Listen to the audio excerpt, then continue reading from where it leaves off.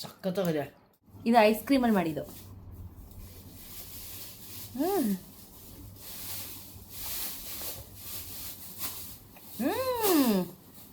Wow ice. ಇವತ್ತು ಒಂದು ಮೋಚಿ ಅಂತ ಒಂದು ರೆಸಿಪಿ ತೋರಿಸ್ತಾ ಇದ್ದೀನಿ. What is Mochi? ಆ್ಯಕ್ಚುಲಿ ಈ ಮೋಚಿ ಅನ್ನೋದು ಒಂದು ಜಪಾನೀಸ್ ತಿಂಡಿ. ನಮ್ಮಲ್ಲಿ ಕಡುಬು ಮಾಡ್ತಾರೆ ಗೊತ್ತಾ?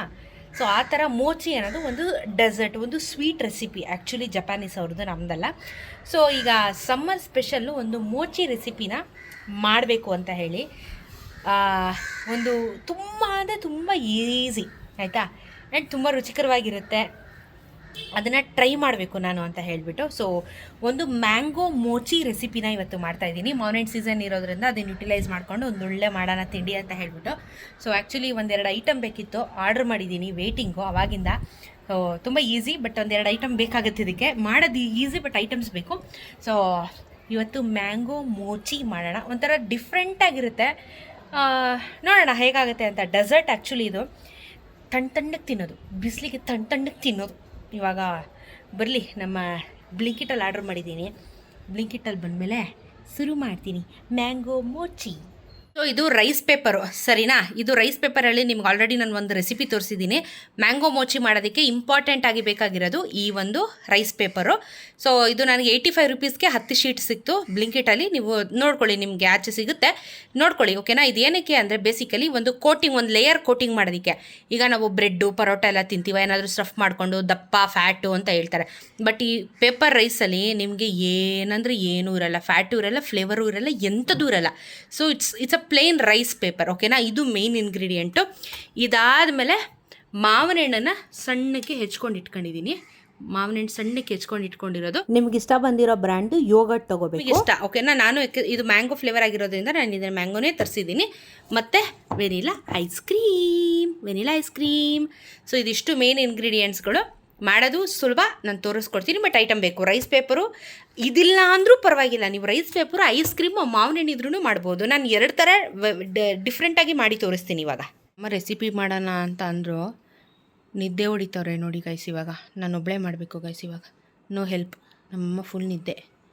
ಇವಾಗ ಐ ಆಮ್ ಡೂಯಿಂಗ್ ಅಲೋನ್. ಇವಾಗ ಒಬ್ಬಳೇ ಮಾಡ್ತಾ ಇರೋದ್ರಿಂದ ಟ್ರೈಪಾಡ್ ಹಾಕ್ಕೊಂಡಿದ್ದೀನಿ. ಕೆಳಗಡೆ ಇದು ತೋರಿಸ್ತೀನಿ, ಫೋಕಸ್ ಮಾಡ್ತೀನಿ. ಒಂದು ಕೈಯಲ್ಲಿ ಮಾಡೋಕ್ಕಾಗಲ್ಲ ಈ ಕೆಲಸನ, 2 ಕೈಯಲ್ಲೇ ಮಾಡಬೇಕು. ಸೊ ಈಗ ಫೋಕಸ್ ಕರೋ ಮಾಡೋಣ ಬನ್ನಿ, ಮ್ಯಾಂಗೋ ಮೋಚಿ. ಸೊ ಇವಾಗ ಒಂದು ಬೌಲ್ ಇಟ್ಕೊಂಡಿದ್ದೀನಿ ನನ್ನ ಜೊತೆಗೆ. ಇದು ರೈಸ್ ಪೇಪರ್, ನಿಮಗೆ ಕಾಣಿಸ್ತಾ ಇದೆಯಲ್ಲ, ಇದು ರೈಸ್ ಪೇಪರ್ ಅಂತ ಹೇಳ್ತಾರೆ. ಇದು ಬೆಂಡ್ ಮಾಡಿದ್ರೆ, ಫೋಲ್ಡ್ ಮಾಡಿದ್ರೆ ಮುರಿದೋಗುತ್ತೆ, ಓಕೆನಾ? ಸೊ ಮುರಿದೋಗುತ್ತೆ, ನೋಡ್ಕೊಳ್ಳಿ, ಹುಷಾರಾಗಿ ಇದನ್ನು ಹ್ಯಾಂಡಲ್ ಮಾಡಿ. ಇದನ್ನು ಫೋಲ್ಡು ಬೆಂಡು ಏನು ಮಾಡೋಕ್ಕೆ ಹೋಗಬೇಡಿ. ಇದು ಜಸ್ಟ್ ಪೇಪರ್ ಥರ ಇರುತ್ತೆ. ಫೋಲ್ಡ್ ಎಲ್ಲ ಮಾಡಿದ್ರೆ ಮುರಿದೋಗುತ್ತೆ. ಸೊ ಏನು ಮಾಡ್ತಾಯಿದ್ದೀನಿ ಅಂತ ಅಂದರೆ, ಇವಾಗ ಈ ತಟ್ಟೆಯಲ್ಲಿ ನೀರು ಇಟ್ಕೊಂಡಿದ್ದೀನಿ. ಇದು ಯಾವ ರೀತಿ ಅಂತ ಅಂದರೆ, ಇದನ್ನು ಬೇಯಿಸೋದು ಏನು ಮಾಡೋದು ಅದೆಲ್ಲ ಅವಶ್ಯಕತೆ ಏನಿಲ್ಲ. ಇದನ್ನು ನೀರಲ್ಲಿ ಡಿಪ್ ಮಾಡಬೇಕು. ಒಂದು 10 ಸೆಕೆಂಡ್ ಡಿಪ್ ಮಾಡಿದ್ರೆ ನಿಮಗೆ ಇದು ಟೆಕ್ಸ್ಚರ್ ಏನಾಗುತ್ತೆ, ಪೂರ್ತಿ ಸಾಫ್ಟ್ ಆಗುತ್ತೆ. ಸೊ ಈ ರೀತಿ ನಾನು ಡಿಪ್ ಮಾಡ್ಕೊತಾ ಇದ್ದೀನಿ ನೀರಲ್ಲಿ. ಎಲ್ಲ ಕಡೆ ಪೂರ್ತಿಯಾಗಿ ಇದು ನೀರು ಹಾಕಬೇಕು ನೋಡಿ, ಪೂರ್ತಿಯಾಗಿ ನೀರು ಹಾಕ್ಬೇಕು ಹಿಂಗೆ. ಸೊ ಇದು ನಾವು ನೀರಲ್ಲಿ ಡಿಪ್ ಮಾಡಿದ್ರೆ ಇದೇನಾಗುತ್ತೆ, ಸಾಫ್ಟ್ ಆಗುತ್ತೆ. ಸೊ ನೀರಲ್ಲಿ ಡಿಪ್ ಮಾಡ್ತಾ ಇದ್ದಂಗೆ ಇದು ಸಾಫ್ಟ್ ಆಗಿಬಿಡುತ್ತೆ. ಸೊ ಹಾರ್ಡ್ ಇರಲ್ಲ. ಒಂದು 10 to 15 ಸೆಕೆಂಡ್ಸು ಈ ರೀತಿ ಇದನ್ನು ಕಂಪ್ಲೀಟ್ಲಿ ನೀರಲ್ಲಿ ಸಾಫ್ಟ್ ಮಾಡ್ಕೋಬೇಕು.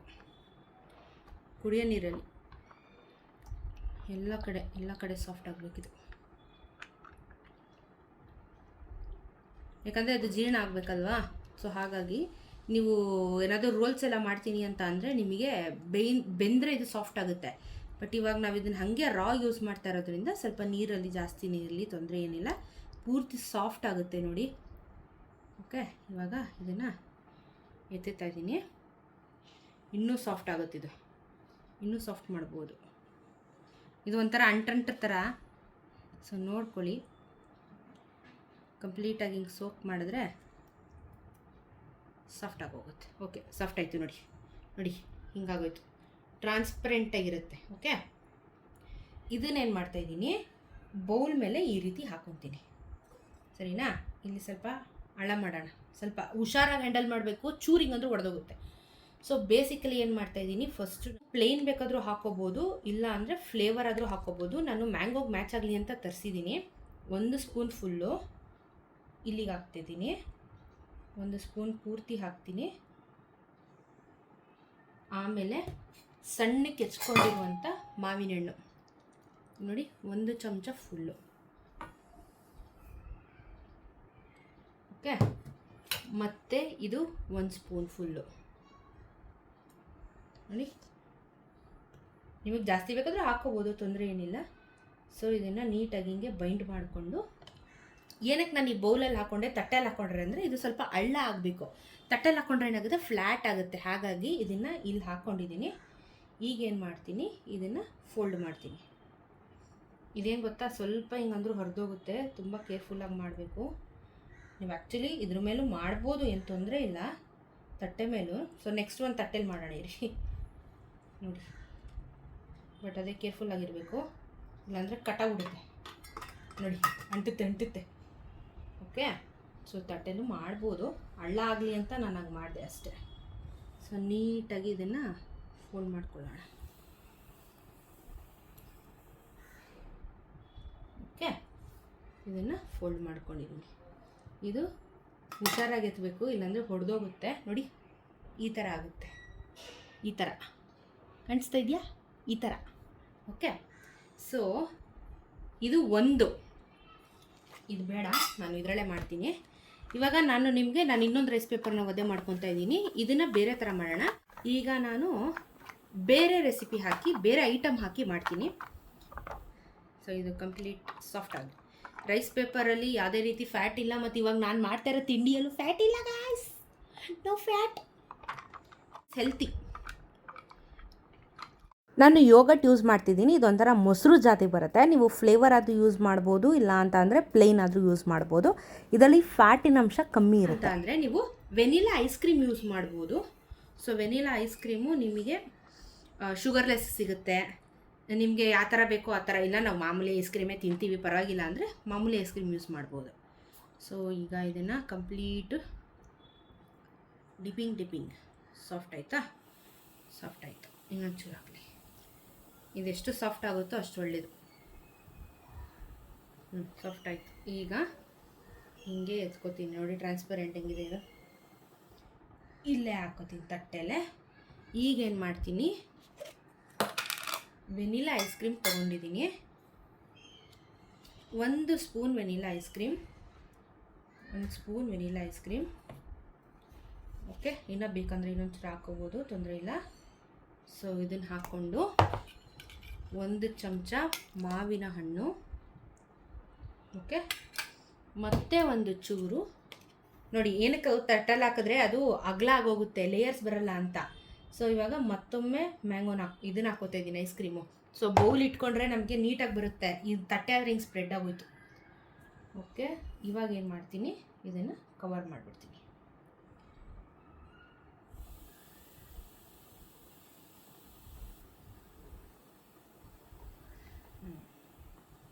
ಇದಕ್ಕೆ ಆ್ಯಕ್ಚುಲಿ ನೀವು ಕಾರ್ನ್ಫ್ಲೋರ್ ಹಾಕಿ ಅಂಟಿಸ್ಬೇಕು ಆ ಥರ ಎಲ್ಲ ಏನಿಲ್ಲ, ಅದೇ ಅಂಟ್ಕೊಡುತ್ತೆ.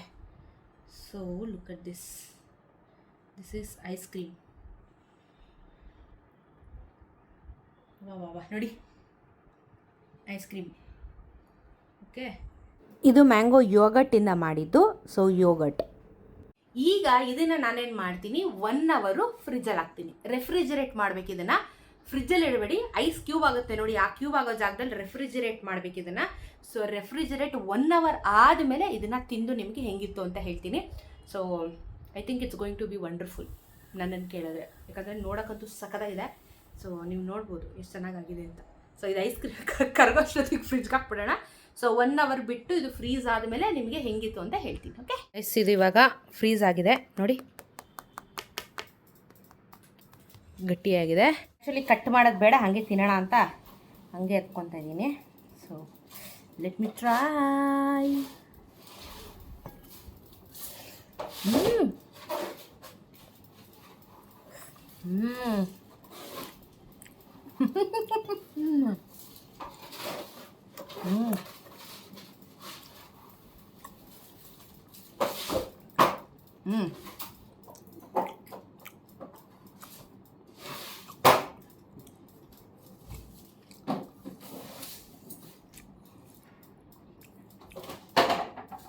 ಹ್ಞೂ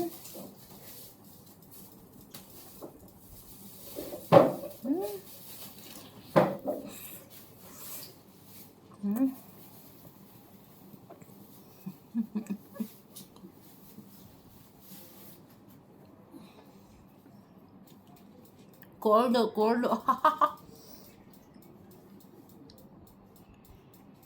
ದಿಸ್ ಇಸ್ ಸೋ ಗುಡ್.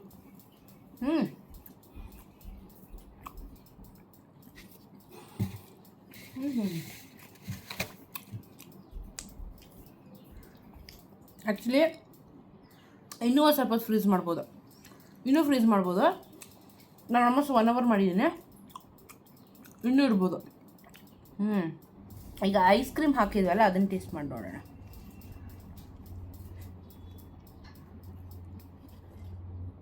ಇನ್ನೂ ಫ್ರೀಸ್ ಆಗ್ಬೋದಿತ್ತು. ನೋಡೋಣ ರೀ, ಎತ್ಕೊಳ್ಳೋಣ.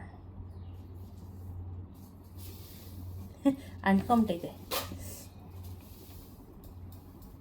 ಸ್ವಲ್ಪ ನಿಧಾನಕ್ಕೆ ಹೇಳಿದ್ರೆ ಬರುತ್ತೆ. ಟಕ್ಕನಾಗಿ ಹೇಳಿಬಿಟ್ರೆ ಕಟ್ಟಾಗ್ಬಿಡುತ್ತೆ. ಸೊ ನೋಡ್ಕೊಂಡು ಹೇಳಿರಿ. ನೋಡಿ, ಇದು ಐಸ್ ಕ್ರೀಮಲ್ಲಿ ಮಾಡಿದ್ದು.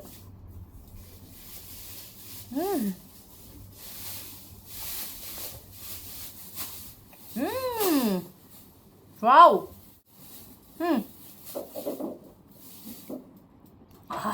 ಕೊಳ್ಳು ಅಲ್ಲ ಡುಮಸ್.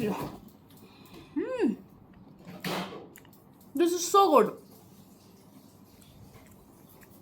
ನಾನು ಎಕ್ಸ್ಪೆಕ್ಟ್ ಮಾಡಲಿಲ್ಲ ಇದು ಇಷ್ಟು ಚೆನ್ನಾಗಿ ಬರುತ್ತೆ ಅಂತ. ಸಕ್ಕತ್ತಾಗಿ ಬಂದಿದೆ. ಇನ್ನೂ ಸ್ವಲ್ಪ ಫ್ರೀಸ್ ಮಾಡ್ಬೋದು, ಇದು ಫುಲ್ ಗಟ್ಟಿಯಾಗೋವರೆಗೂ ಫ್ರೀಸ್ ಮಾಡ್ಬೋದು. ಸೂಪರ್ ಅದ, ಐ ಲೈಕ್ ಇಟ್. ಐಸ್ ಕ್ರೀಮ್ದೇ ಬೇರೆ ಟೇಸ್ಟು, ಇದ್ದದ್ದೇ ಬೇರೆ ಟೇಸ್ಟು.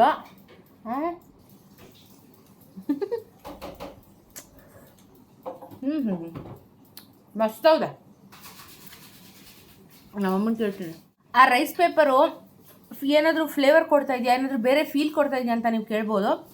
ಆ ರೈಸ್ ಪೇಪರ್ ಜಸ್ಟ್ ಒಂದು ಕೋಟಿಂಗ್ ಅಷ್ಟೇ ಬಿಟ್ಟು ಯಾವುದೇ ರೀತಿಯಾಗಿರುವಂಥ ಒಂದು ಫ್ಲೇವರ್ ಆಗಲಿ ಇದಾಗಲಿ ಏನೂ ಕೊಡ್ತಾ ಇಲ್ಲ. It is plain. ನಿಮಗೆ ಸಕ್ಕ ಫ್ಲೇವರ್ ಕೊಡ್ತಿರೋದು ಮಾವಿನ ಹಣ್ಣು. ಸಖತ್ತಾಗಿದೆ, ಯೂನಿಕ್ ಆಗಿದೆ. ಸೊ ಮ್ಯಾಂಗೋ ಮೋಚಿ ಸಕ್ಸಸ್ ಆಯಿತು, ಸೂಪರ್ ಆಗಿದೆ. ಟ್ರೈ ಮಾಡಿ, ತಿನ್ನಿ. ಬೇಕಾ? ಸ್ಪೂನಲ್ಲಿ ತಿನ್ಬೇಕಾ? ಕಚ್ಚಮ್ಮ ಅದನ್ನ.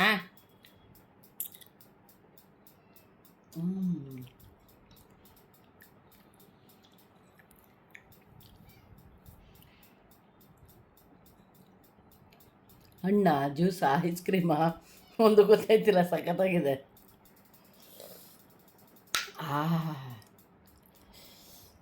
ಸಖತ್ ಕೋಲ್ಡು, ಅಲ್ಲೆಲ್ಲ ಜುಮ್ ಅಂತ ಇದೆ ಯಾವಾಗಿಂದ. ಏನು ಸ್ಪೂನಲ್ಲಿ ಮಾಡಿದ್ರೆ ಸರಿ. ಕೋಟಿಂಗ್ ಬೇರೆ ಅದು ಕಟ್ಟಾಗಲ್ವಲ್ಲ ರೈಸ್ ಪೇಪರು, ನೀನು ಹಾಗೆ ಕಚ್ಕೊಂಡು ತಿನ್ಬೇಕು ಅದನ್ನ.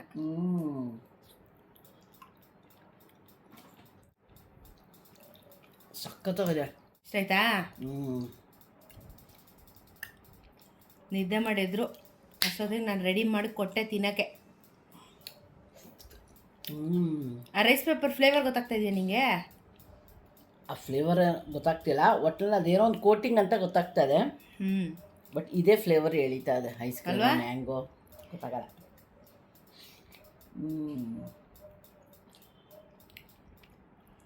ಚೆನ್ನಾಗಿದಲ್ಲ?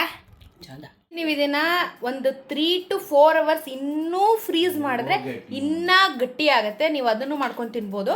ಸೊ ನಾನು ಆಲ್ಮೋಸ್ಟ್ 1 hourಗೆ ಒಂದು ಮುಕ್ಕಾಲು ಭಾಗ ಗಟ್ಟಿಯಾಗಿತ್ತು, ಒಂದು ಚೂರು ಕಾಲು ಭಾಗ ಎಲ್ಲೋ ಒಂದು ಸ್ವಲ್ಪ ಲಿಕ್ವಿಡ್ ಇತ್ತು. ಬಟ್ ನೀವು ಒಂದು 2-3 hours ಚೆನ್ನಾಗಿ ರೆಫ್ರಿಜರೇಟ್ರಲ್ಲಿ ಇಟ್ಬಿಡಿ. ಇನ್ನೂ ಗಟ್ಟಿ ಆದಾಗ ಕಟ್ ಮಾಡಿದಾಗ ನಿಮ್ಗೆ ಯಾವುದೇ ಲೀಕೇಜ್ಗಳು ಬರಲ್ಲ. ಸೊ ಇನ್ನೂ ಫ್ರೀಸ್ ಮಾಡಿ, ಆರಾಮಾಗಿ ಫ್ರೀಸ್ ಮಾಡಿ ಆಮೇಲೆ ತಿನ್ನಿ. ಬಟ್ ಹೆವಿ ಕೋಲ್ಡು ನೋಡ್ಕೊಂಡು ತಿನ್ನಿ. ಬಟ್ ನನಗೆ ತುಂಬ ಜಾಸ್ತಿ ಯಾವ್ದು ಇಷ್ಟ ಆಯಿತು ಹಾನೆಸ್ಟಾಗಿ ಅಂದರೆ, ಯೋಗರ್ಟ್ ಇಷ್ಟ ಆಯಿತಾ ಇಲ್ಲ ಅಂತ ಅಂದರೆ, ವೆನಿಲಾ ಐಸ್ ಕ್ರೀಮ್ ಜೊತೆ ಇಷ್ಟ ಆಯಿತಾ ಅಂದರೆ ನನಗೆ ಯೋಗರ್ಟ್ ಜೊತೆ ಇಷ್ಟ ಆಯಿತು. ಆ್ಯಕ್ಚುಲಿ ವೆನಿಲಾ ಐಸ್ ಕ್ರೀಮ್ಗಿಂತ ಯೋಗರ್ಟ್ ತುಂಬ ಚೆನ್ನಾಗಿತ್ತು. ಸೊ ಯೋಗರ್ಟ್ ಹಾಕೊಂಡು ಟೇಸ್ಟ್ ಮಾಡಿ. ವೆನಿಲಾ ಐಸ್ ಕ್ರೀಮ್ ಫ್ಲೇವರ್ ಹೊಡಿತಿತ್ತು, ಬಟ್ ಯೋಗರ್ಟಲ್ಲಿ ಸ್ವಲ್ಪ ಮ್ಯಾಂಗೋ ಫ್ಲೇವರ್ ಜಾಸ್ತಿ ಹೈಲೈಟ್ ಆಗ್ತಿತ್ತು. ಸೊ ನನ್ನ ಫೇವ್ರೆಟ್ ಯೋಗರ್ಟ್